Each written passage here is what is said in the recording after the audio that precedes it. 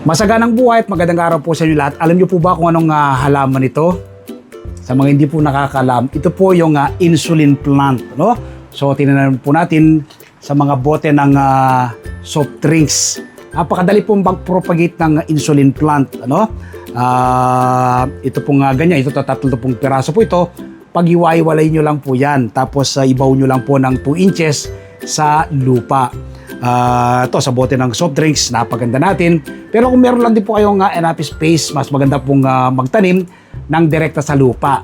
So ito pong ganitong pamamaraan kasi ay pang ano to yung wala kang pagtatanan talaga. So kaya sa bote ng soft drinks ay pwede kayong magtanim.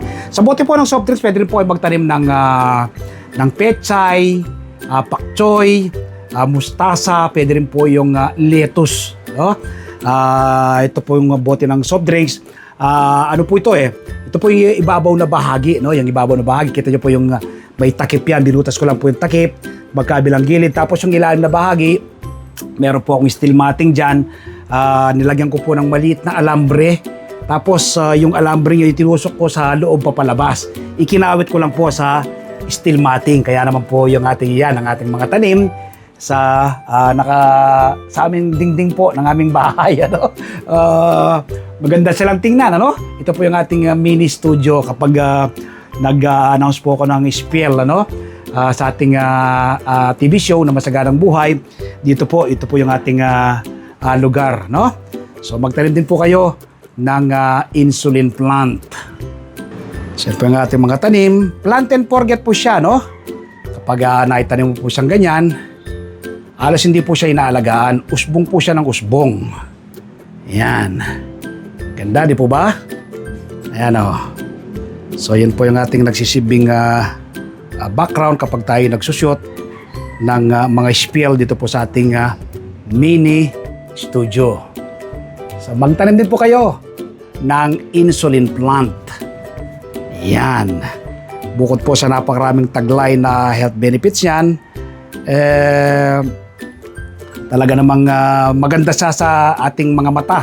Nagiging luntian ng ating bahay. So, magtanim din po kayo ng insulin plant. Invite ko po kayo this coming Sunday. Panoorin po niyo ang aming TV show na Masaganang Buhay. Napapanood po alas 7 hanggang alas 8 ng umaga sa 1PH Signal TV, Channel 1 ng TV5. Napapanood din po sa RPTV, YouTube at Facebook. Kapag araw lang po ng Martes, umaga po kayo ng kopya ng Pilipinos Tayo Ngayon. Meron po akong column dyan Isinusulat ko po sa aking column ang iba't ibang do-it-yourself tips at iba pang sekreto sa pagsasaka. Sa Facebook page, Facebook profile, TikTok, nagbabahagi rin po tayo ng kaalaman. At siyempre, yung hindi pa po nakasubscribe sa aking YouTube channel, ang Magsasaka Reporter, mag-subscribe na po kayo, like and share. Click the bell button sa kanal, ma-inform po kayo kapag may magbagong video upload, video tutorial, upang ma-share ko po sa inyo ang pahiram na talento ng ating Panginoon. Kaya po tinawag na insulin plant po ito, no? Dahil ito po ay ginagamit ng karamihan sa ating mga kababayan bilang gamot sa mataas na blood sugar, no? Yung iba nagtutok sila ng insulin ano? Sa kanilang katawan. Ito po, meron po tayong insulin plant.